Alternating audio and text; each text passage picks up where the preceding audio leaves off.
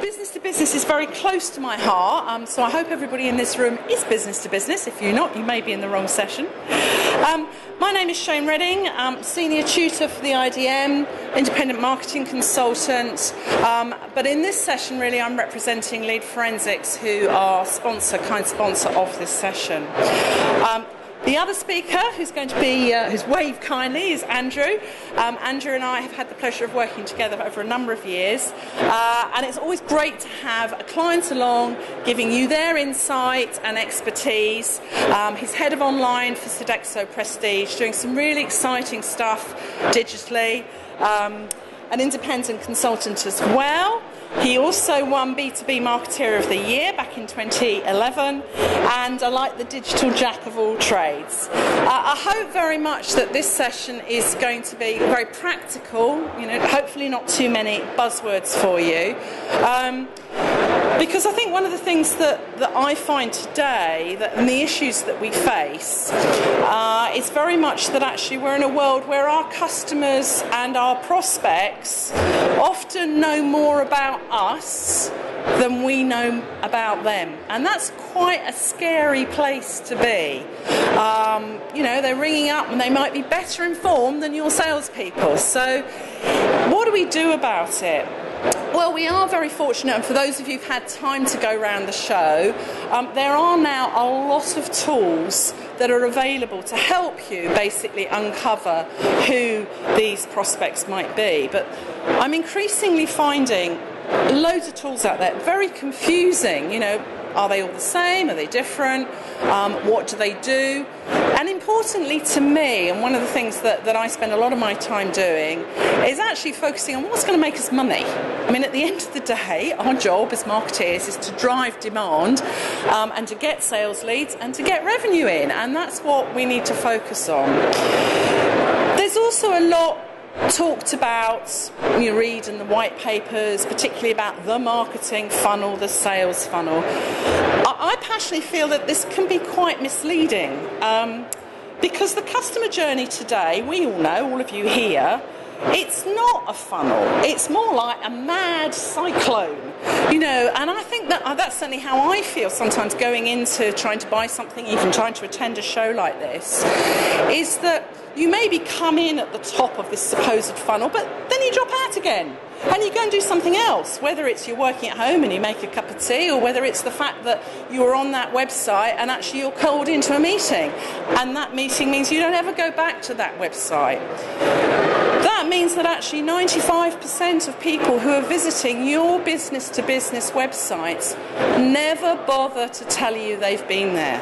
They're not filling in forms, they're not picking up the phone, they're just going and finding information very often at the beginning of their customer journey. They're information junkies, they're out there helping decide whether you're the right business to talk to. So I think as marketeers, one of the fundamental things we've got to grasp is, are we seizing this opportunity to actually find out who they are in the first place? Because if we're not doing that, we can't then lead them on this journey to eventually spend money with us. And actually, lead nurturing, that's what it's all about. You're trying to get people to walk through the journey with you until they're ready to buy and spend money.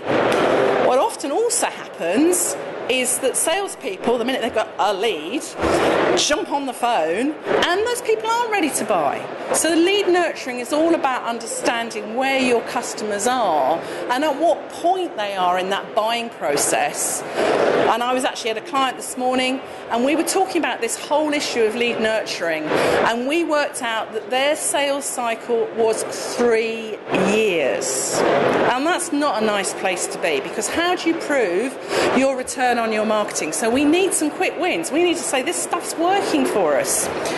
So it has to start with the obvious, and the obvious is, who are they? These unknown visitors. So this is where the case study comes in. This is over to Andrew, really, to actually talk you through how they're tackling this problem. Good afternoon, everybody. So let's tap this down here.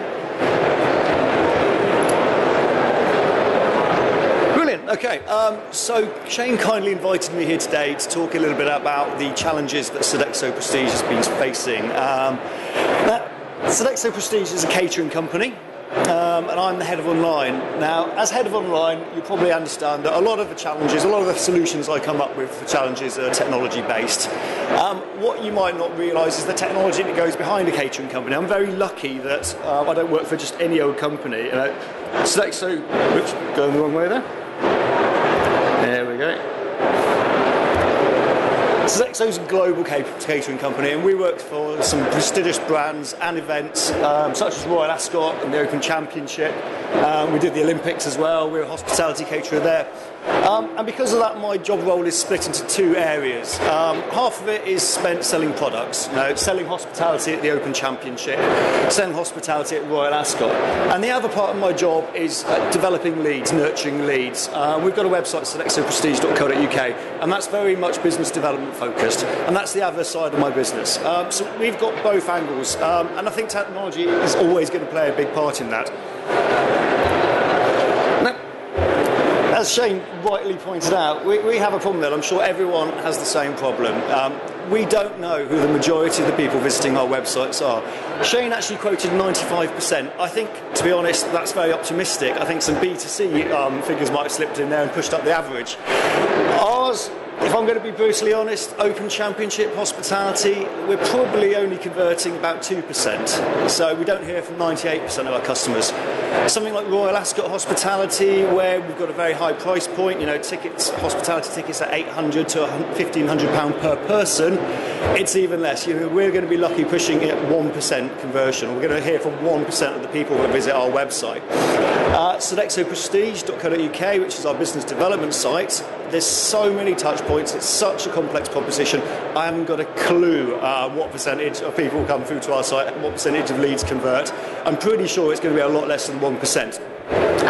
So there's a big problem there. So we've got this issue, and it's a bit like that old philosophical debate. I'm sure you've heard it. If a tree falls in the woods and no one hears it, does it make a sound? Except in our case, we don't have trees, we have prospects. And the question is, if a prospect visits your website and doesn't make a contact with you, are they even a prospect? Well, the answer, thankfully, is yes they are. They're not only a prospect, they're potentially a lead. So how do we get to that stage? How does this anonymous, unknown person become a prospect? Well, there's a technology called IP reverse lookup, or I call it IP cross-referencing. Both terms apply, it depends on who you speak to in the industry. And what this technology does is it consults a business-to-business database. It looks at the IP address of your visitor to your website, cross-references it against a database and says, oh, okay, I know who this person is, I know what business they work for, and that information is then presented to you. So that gives your sales team access to very good quality information. It's not just the name of a company, it's the industry type, it's the revenue turnover, it's the number of employees, and that's really, really useful. Especially for a company like Sodexo Prestige, we have a very specific product. We're selling hospitality. We know what the job title is of the person who buys hospitality. We know who the lead is we should be contacting within the business. We just need to know who that business is. So this is how we can address that problem. These are how we find out about the customers who come to our website but don't contact us. Now, we've been running this for about a month now, so we're quite new to the journey, and there's a lot of information there. As I said, to be honest, you could lose yourself. You could spend days in this information. We're not doing that. We've got limited resource. We're just testing the waters at the moment. So we're trying to pick the low-hanging fruits. So what we're doing is we're looking at the customers, looking at the companies that have made repeat visits to our sites, the ones that have been to specific pages on our site. So maybe they've been looking at a product or a service. Maybe they've been to the Contact Us page or the Book Now page and then haven't booked. This kind of information gives you access to the really quick wins. And this is the case I'm trying to make within the company. I'm trying to get those quick wins acknowledged. Like I say, we're very early on in this stage of the journey. We've had it running for a month now, and there's already been some quite clear quick wins. We've already got a lot of sales coming in, identifying them for the sales guys anyway. But it's not been the most pain-free journey, I've got to be honest. It's no fault of Lead Forensics and their responses today. There's a lot of cultural issues that we've faced. One of the biggest problems I faced, and it took me about 2 months to get this signed off, is where does the budget sit for this? And it's quite a complex proposition. So it's being driven by marketing. It's a sales solution. It sits with the IT department. They instigate it. So who's paying for this? And this, Sodexo is a very traditional company. You know, you have a budget for marketing, you have a budget for sales, and never for twain to meet. So I had to fight that battle. The truth is, it doesn't really matter. No one cares. Your shareholders don't care where the sales are coming from and who's paying for the sales. They just want to see the sales coming in. In the same way, actually, the sales leads don't care either. They're not bothered who funded the conversation to get them in touch with you so you could add value to them and give them your services and products. So it's going to be different per company. You're going to have different struggles to fight. But, push through with it because it does really make a difference. The other issue that all of us, I assume, as marketers in this room face is marketing is still seen as a very fluffy discipline. It's got better in recent years. Digital marketing is a lot more rigid, it's a lot more disciplined, but there's still that kind of belief that it's a little bit fluffy. And tools like this, they give us rigidity, they give us kudos in the boardroom, because you're able to say, well, you know what, it's a marketing solution that I'm pushing through here, and it's driving clear return on investments. We've spent X over here, it's generating Y sales over here. And that gives you a lot of kudos, and that gives you a lot of respect in the boardroom. And that's the other problem that us marketers face, is getting that buy-in at C-suite level, because it is very difficult. If you're talking solutions here, quite complex solutions that maybe the C-suite don't quite understand. They don't need to. It's a tactical solution, and they're all about the strategy. But it's getting that message across, and you're getting that message across one sale at a time. You're changing the culture of the company. You're changing the culture of the C-suite. So they're accepting marketing as a more rigid, technology-based solution. And this is where I'm going with this one, because my end game isn't bringing in lead nurturing as a tool. My end game is bringing in marketing automation across the whole company. But this is a great gateway drug to marketing automation. My board know that marketing automation is horrendously expensive, it's resource intensive, the process can take years to implement. Something like this, IP cross-referencing, reverse IP lookup, it's dropping some JavaScript code onto your web page. It takes hours. It's quick. It's good value for money, and you can see quick returns. So once you set that up, and once you've got that process going, you can then use that quick wins that's demonstrating to get buy-in for bigger projects. And this integrates with things like HubSpot. It integrates with your CRMs, with Oracle, with Salesforce. So you've got that process going through, and you're driving it. So 12 months from now, I'm not going to be talking about lead forensics. I'm going to be talking about a marketing automation solution that's generating real revenues for the business. It's not all about sales, surprisingly enough. Sales is the obvious one, and sales have been fantastic. We've done well with that. We've identified lots of leads. But I've discovered from using the tool, and our teams have discovered from using the tool, that there's a lot more to it than that. Our business development guys are using it for customer insights. So our customers are coming to our sites regularly. They're one of the biggest visitors, and they're checking out other services, other products, and we don't know that they're interested because they're not communicating it to us. But the body language of the web, through their user behaviour, they're telling us that might be interested in this other service that Sodexo offers, and we can then approach them. That's a great way for us to start a conversation. Additionally, we go to tender for multi-million pound tenders. You're talking 10, 50 million pound, 5-10 year contracts. So we put a lot of effort into our tenders, and when tenders get involved, you get consultants on board, and there's a lot of conversations going on that we're not involved with. But actually using this tool, we can see who these consultants are. We can see who we need to be talking to, and we can see what issues we need to broaching with them. Are they interested in sustainability? Are they interested in diversity? Are they interested in cost saving? So we're able to use this as an insight tool, and that's been really valuable to our business development team, and that was quite a surprise to us, because that wasn't what we got into this for, but it's been one of the outcomes. There we go. That's me ending on a high note. I hope that's been of interest, and if anybody does have any questions, please come and talk to me afterwards, and I'll pass you back to Shane. Thank you. I think the point points that Andrew's made there to me are very much about the way as business-to-business marketers that we approach this perhaps slightly differently to some of our business-to-consumer colleagues. And that last bit of insight that Andrew's given you, the surprise, if you like, as to how useful this is to tell you what your customers are doing, not just prospects, but customers, and what bits of information they're consuming on your website is hugely valuable. Because again, you know, if you've got an internal sales team on the phone, you're giving them tangible reasons to pick up the phone and talk to their customers in an intelligent way that's about the customer. It's not about you've got products and you're pushing them out, which has traditionally been where as business-to-business marketers we've come from. Lead nurturing is all about understanding what your customers are doing, and they're holding up their hands and going, I'm interested in that, I'm interested in that, but that's of no interest at all. And you can use those insights then to have intelligent conversations, either driven by sales or driven by marketing, because you can then send relevant information out to them that they've shown you that they're interested in. What you don't want to do is fall into that hideous trap, which often happens, is because you've got lots of information about your latest product. They've already had it, they've already downloaded it, and then a month later you send it to them. Well, that's not very intelligent, and people are getting increasingly frustrated if companies aren't adapting the way that they're working. So for me, the sort of top tips for success is, where do you start with this process? Because it is, as Andrew said, you know, he's been doing it a month, already has had revenue from it, and I think that's really exciting. You know, this is something you can go and say, we've made sales from doing this differently. It's about benchmarking. It's about understanding what your business problems are today. And lots of B2B, many of you probably don't sell online, so you don't have an abandoned basket to monitor. But what you do have is maybe some insight now as to where people are leaving your site because they're not interested. There's not enough there for them to consume.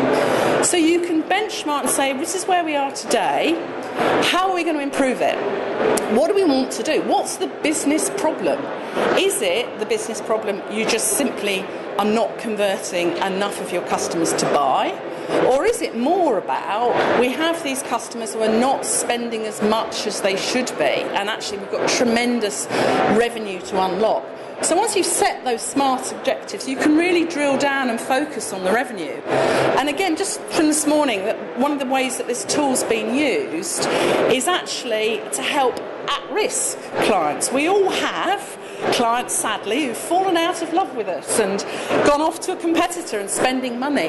This tool can actually give you insight to tell you that actually they are, you know, looking at bits of your site and they're not happy, but give you a reason to re-engage with them. And that's really useful to get those win-backs, if you like. So that might be a very simple thing that you can do to get the revenue, win them back. Good direct marketers, you know, this is the digital age, but we need to remember that those skills of testing, is it working, and measuring it are absolutely critical. And we've now got those tools which make it easier than ever before. A point that Andrew alluded to, and I'm particularly passionate about, that we perhaps, I won't say we're lazy, we're all very, very busy. Everybody's got a lot to do. And the bit we often forget is we have to go and train everybody in an organisation that we're going to use these tools and how to use them in the best way. It's not simply a question of picking up the phone and saying, oh, saw you on the website yesterday, because that might completely spook your customers, and they go, oh, I don't like that. It's positioned as a customer service call, which is actually how the best companies are doing it. I'm giving you a call, we haven't been in touch recently, you know, thought this might be of interest. The next day or the day after, completely different tone of voice, different outcome. Oh, actually, I was looking at your site yesterday. Yes, I know, but I'm not going to tell you that. And it's just the way you use it. So training in the best way to get the best outcomes is really important. And I mean, copy the best. We often think we have to reinvent the wheel. There are some great case studies from lots of the providers here at the show that you can go and use their ideas, steal their ideas. They're already doing it. It can save you a lot of heartache and time by actually saying, well, look, tell me who's doing this, what works. Anybody here in the conference or event business. There's a case study that will be coming out in a couple of weeks' time, which actually has really transformed the way they're able to sell conference places based on now understanding the customer journey using lead forensics, that actually somebody starts their process 4 weeks out.